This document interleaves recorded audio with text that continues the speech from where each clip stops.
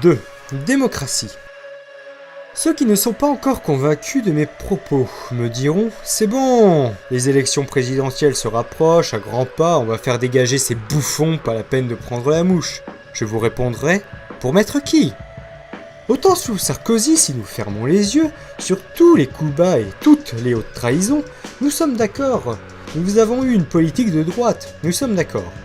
Mais depuis que le sans-couille a débarqué, qui arrive à faire la différence entre la gauche et la droite ? Entre le fait que l'on est un banquier de l'une des pires banques du monde, au gouvernement, je suis obligé de continuer de taper sur l'ultra-droitard qui est El Blanco. Vous savez, historiquement, si on définit le fascisme par rapport à l'Italie de Mussolini ou l'Allemagne de Adolf Hitler, on obtiendrait comme définition « le fascisme, c'est le socialisme sans la démocratie ». Une preuve, c'est comment le peuple allemand s'est saigné pour le programme d'Hitler pendant la Seconde Guerre mondiale. Jusqu'au bout. Il avait permis le plein emploi dans un pays qui était ruiné économiquement par le traité de Versailles. Bon, pour ceux qui savent, ce sont grâce aux millions de grandes firmes américaines telles que Ford, JP Morgan, Standard Oil of New Jersey, etc. Hitler n'aurait jamais pu ni avoir accès au pouvoir, ni faire ce qu'il a fait sans une aide extérieure. C'était économiquement et historiquement impossible, à cause du traité de Versailles. Ceux qui ont lu le travail de l'historien Anthony Cyril Souton, qui se base sur les archives du procès de Nuremberg, savent de quoi je parle. Bref, mais là où je veux en venir, c'est simplement que, avec Valls, nous avons ni démocratie ni socialisme. D'ailleurs, je serais intéressé de voir le nombre d'entre vous qui seraient prêts à sacrifier leur vie pour Valls. N'allez pas croire que j'essaye de réhabiliter ce chauvin instrumentalisé de Tonton Adolphe. C'est simplement pour surligner à quel point Manuel Valls est une merde. Bon, si vous croyez que le suffrage universel est la panacée de la démocratie, je vais vous donner un exemple. Dans votre quartier, il y a des élections programmées. Il y a plusieurs listes et ce sont que des personnes que vous ne connaissez pas. Votre réflexe, vu que vous ne connaissez pas les programmes des candidats, est de voter pour le type qui a le visage le moins effrayant et le meilleur slogan. Bien, vous avez voté, vous avez fait votre devoir citoyen. Maintenant, imaginons, pour des raisons de simplicité scénaristique, que je sois le vainqueur de ces élections, et que vous n'avez pas voté pour moi. Ou si vous avez voté pour moi, dans tous les cas, ça va rien changer à la suite de cet exemple. Imaginez-vous que je débarque chez vous avec ma Bible et que je commence à vous dire comment il faut vivre. Imaginez que je vous parle de péché, de l'enfer, même pas pour vous convaincre, non, car je vous explique comment vous allez devoir vivre à partir de maintenant, et comment penser. Le tout en ponctuant avec un « Vous pouvez applaudir aussi, mesdames et messieurs ».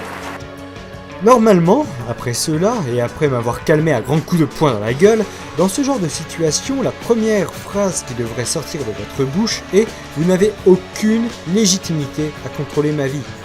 Nous sommes d'accord. Alors pourquoi vous votez ? Puisque dans ce système tellement démocratique, les vainqueurs des élections ne représentent que les personnes qui ont voté pour elles. Pour me faire comprendre, en 2012, sur 46 millions de citoyens ayant une carte électorale, il y eut 37 millions de votants au deuxième tour, dont 2 155 000 de votes blancs. Le sans-couille a remporté les élections avec 51,64% des votes concrets, ce qui fait seulement 18 668 voix. Ce qui veut dire qu'il représente même pas 40% des citoyens ayant une carte électorale. Sachant que quand l'on regarde le nombre d'individus en France par tranche d'âge d'après les chiffres de l'INSEE, chiffres qui ne varient pas beaucoup d'une année sur l'autre, nous pouvons dire qu'il y a en moyenne haute plus de 50 millions de personnes majeures en France. Ce qui veut dire que le sans-couille représente moins de 36 personnes majeures sur 100, c'est-à-dire environ un tiers des personnes majeures. C'est ça, la démocratie ? On prend un type qui représente une personne sur 3 et les deux autres vont se faire enculer ? Je vais vous dire comment ça fonctionne la démocratie avec un grand démos. Ah, d'ailleurs, actuellement vous votez pour des représentants. Hollande représente votre opinion. Un très mauvais représentant d'ailleurs, mais c'est qui ? Qui lui a donné l'autorité ? Représentant ne signifie pas maître. Vous n'avez aucun ordre à recevoir de Hollande, ni des types qui s'entourent. Surtout pour nous montrer un spectacle aussi pitoyable, alors qu'ils ont tous fait les études à louche en diamant dans la nuit et qu'ils se connaissent tous intimement.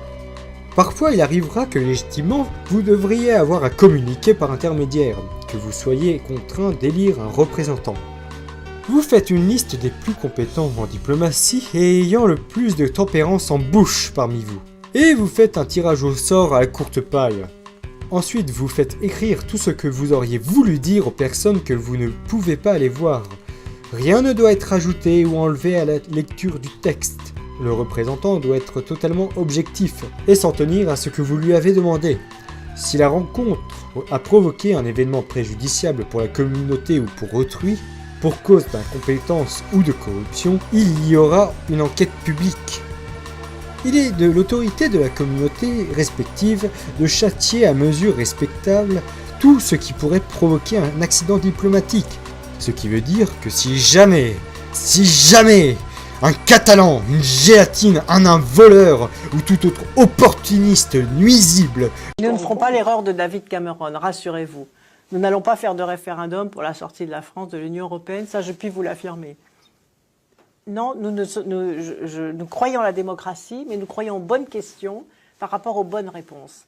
Parce que la bonne question, ça n'aurait pas été est-ce que vous êtes Well, I don't think it's democracy if you only think one answer is right and the other je vais is vous completely expliquer. unacceptable. La bonne question, c'est pas de savoir oui ou non ce que vous voulez sortir pour l'Europe, parce qu'à ce moment-là, les gens votent pour autre chose. Ils votent pour changer de gouvernement, ils votent parce qu'ils ont compris qu'ils sont instrumentalisés dans un vote, etc. Commence à confondre la définition de représentant et d'autorité, vous pourriez sur le champ aller lui dire Fucking normal fans! Get the fuck off my board! God fucking damn! Je suis lié de manière éternelle à la communauté juive et à Israël. Merde, quand même! et vous pourrez le ramener à la frontière en lui bottant le cul au point que l'on se posera la question s'il possédait un jour un coccyx. Donc, vous prenez ce concept de gauche et de droite et vous le mettez à sa place dans la poubelle. Il faut oublier cette logique de parti qui isole les hommes et les idées. Tout concept, toute idée mérite d'être creusé. Vous allez me dire, ce sont les idées historiques rattachées aux différents partis qui rassemblent les hommes. Oui, parce que les gens sont cons. Vous savez, il y a autant de points communs entre un musulman, un catholique, un chrétien, un communiste, un antifa, un hippie, un écolo, un ultranationaliste et un bourgeois Anya. C'est pourtant simple à comprendre, qu'importe votre classe sociale, qu'importe le logiciel idéologique sur lequel vous tournez, qu'importe votre opinion sur votre voisin, qu'importe vos projets dans l'avenir, qu'importe votre vision dans l'avenir, nous voulons tous le meilleur confort de vie, nous voulons avoir la meilleure éducation possible pour nos enfants, nous voulons avoir accès à la santé sans contrainte, avoir accès à la nourriture saine, à l'eau potable, à l'électricité, à internet, au logement, etc. Comme je vous l'ai fait remarquer, l'évolution logique des peuples de l'Union européenne, c'est la ruine sous le prétexte de la rentabilité. Tout ce qui fait notre confort va devenir de plus en plus un privilège. Nous sommes d'accord, individuellement, nous ne pouvons rien faire. Alors qu'est-ce qu'on attend ? On met tous notre ego et nos intérêts personnels de côté et on avance. Pour notre bien commun. Vous êtes bien dans le pays où Valls dit que la démocratie c'est le vote, pas la rue. Qui devienne intelligent celui-là, on n'y croit plus. Le type a fait 5% aux primaires d'un parti comportant 135 000 adhérents dans un pays de 66 millions d'individualités et il veut nous expliquer la représentativité. Mais quel toupet! Alors Manuel Valls, notre Premier ministre, sinon, est toujours aussi désagréable qu'une cuvette de chiottes froides. À noter que la cuvette de chiottes froides, on se venge un peu, on lui met notre cul dans la gueule. Alors que lui, même pas. Alors si tu veux, lui, il interdit les manifestations, après il les autorise au dernier moment sur des parcours réduits, il fait en sorte que ça dégénère et il nous dit « soyez contents ». Alors, bon, je vais essayer de pas l'insulter, mais c'est vrai que c'est difficile comme de pisser dans des chiottes turques sans s'éclabousser les pompes, c'est faisable, mais c'est compliqué. Ouais, bon, ça fait beaucoup de toilettes, mais avec Manuel Valls, t'es toujours plus ou moins obligatoirement dans le champ lexical des chiottes, mon copain. Alors donc ce monsieur nous fait l'aumône de pouvoir manifester au pays des droits de l'homme. Et il nous dit, mais remerciez-moi. Ben si tu veux, t'as qu'à nous demander, si tu veux on te suce, hein. On est habitué à se faire baiser à longueur de semaine, on va pas faire des chichis pour des préliminaires, mais t'es complètement à côté de la plaque. Ce type-là pense être un bon Premier ministre, pense rentrer dans l'histoire des Premiers ministres. Si tu veux, il se voit maillot à pois alors qu'il est en sueur sur son vélo d'appartement qui grince. Il est complètement à la ramasse, hein. Putain, stupide le mec. Si on avait dû l'attendre pour inventer la roue, je peux te dire que les paraplégiques, ils auraient des croûtes au coude. Bon, ne lâchons rien sur cette loi, l'avenir en dépend. Félicitations aux engagés. Également, du coup, Nicolas Sarkozy, la justice a authentifié le document qui donc expliciterait le fait que Kadhafi lui ait versé 50 millions d'euros pour sa campagne présidentielle. Bon, on est sur la plus grosse fraude de l'histoire de la démocratie française, mais les médias s'en foutent. Il y a une vitrine d'hôpital cassée, il y a l'euro surtout, et puis également, ce sont des gros chiens de la casse corrompus, de la casse d'Aubergenville, plus précisément. Elle est un peu crasseuse celle-là. Et également, parlons-en de Daesh. Quand on voit que l'entreprise Lafarge a fait couler son béton sur les cadavres de Daesh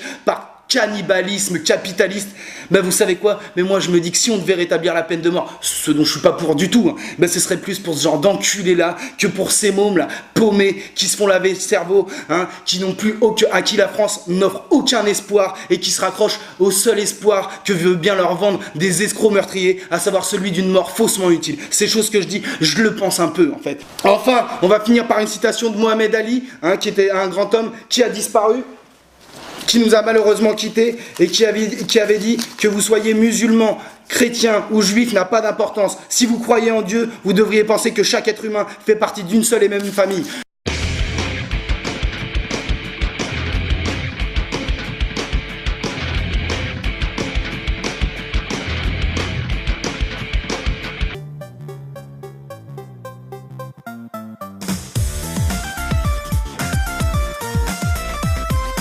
Qui es-tu? Personne. Pour qui tu te prends? Un citoyen modèle.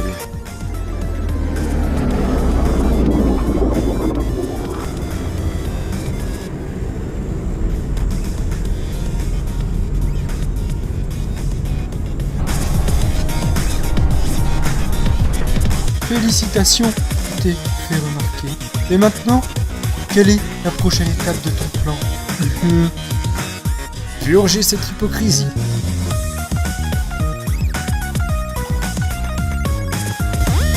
Son survivant!